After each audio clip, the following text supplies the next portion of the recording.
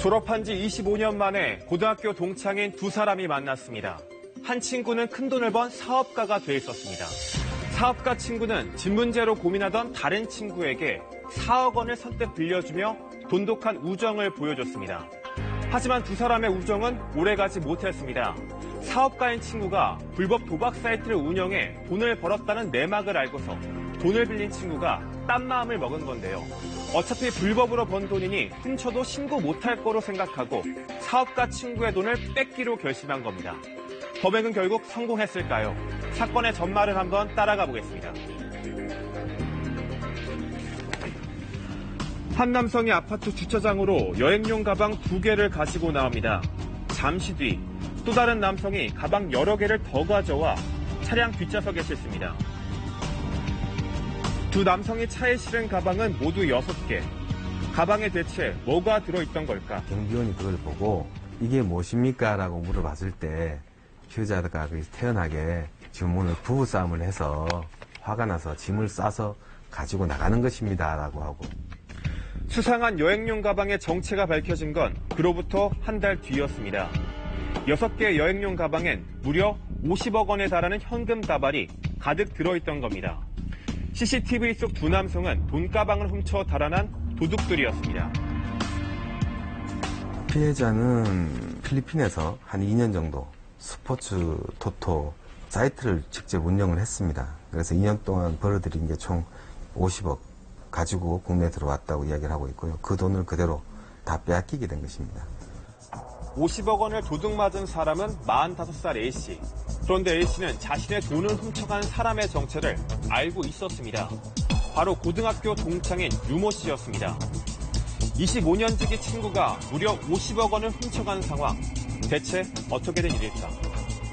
한 4년 전부터 동창회에서 술자리를 같이 하면서 급격하게 가까워진 친구가 됐고 서로 신뢰할 수 있는 가까운 사이가 됐었어요. 40대가 되어 다시 만난 두 사람은 학창 시절로 돌아간 듯 서로 막역한 사이가 됐습니다. A씨는 당시 필리핀에서 불법 도박 사이트를 운영하면서 큰 돈을 벌고 있었는데요. U씨는 A씨의 일을 잠깐씩 도와주며 가깝게 지냈습니다. 필리핀에 가서 같이 돈을 좀 찾아주는 그런 심부름까지 조금씩 했기 때문에 그런 사이트를 운영하고 돈을 벌고 있다는 사실은 알고 있었습니다. 경제적으로 여유 있던 A씨는 U씨가 내 집 마련에 어려움을 겪자 4억 원이 넘는 큰 돈을 선뜻 빌려줄 정도로 동창생인 U씨를 아꼈습니다. 이런 두 사람의 우정에 조금씩 어두운 그림자가 드리운 건 3년 전 U씨가 카지노에 빠지면서입니다. 도박을 하고 있었기 때문에 주변에 빚독촉이 오면 조금씩 돈을 빌려주는 그런 관계가 됐었습니다. 친구 A씨의 도움에도 U씨의 도박 빚은 눈덩이처럼 불어났고 U씨가 결국 사채에도 손을 대면서 빚은 10억 원으로 불어났습니다. 빚독촉에 시달리던 U씨에게 지난해 12월 A씨가 자신이 한국에 돌아왔다며 소식을 전해왔습니다. 돈은 많이 벌었냐 그런 대화를 할 때 피해자가 필리핀에서 가져온 돈 정리해서 국내에 안전한 곳에 잘 보관해뒀다. 그런 이야기를 했었습니다. 불법 도박 사이트 운영으로 번 돈을 한국에 잘 숨겨뒀다는 A씨의 이야기.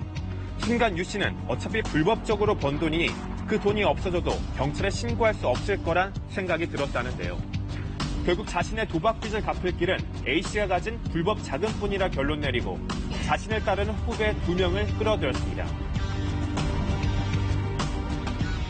그 친구한테 나도 피해를 많이 본 게 있다. 그래서 그 돈을 내가 가져와야겠다. 만약에 신고가 되더라도 내가 책임을 지겠다. 그리고 신고하지 못할 것이다. 안심해도 된다. 라고 하면서 범행을 제의를 했고. 범행을 앞두고 주변 정리까지 마친 U씨는 몇 차례 예행 연습까지 하며 완전 범죄를 꿈꿨습니다. 범행 당일 U씨는 A씨에게 전화해 빌렸던 돈을 갚을 테니 자신의 집으로 오라고 말했습니다. 아무런 의심 없이 U씨의 아파트로 향했던 A씨.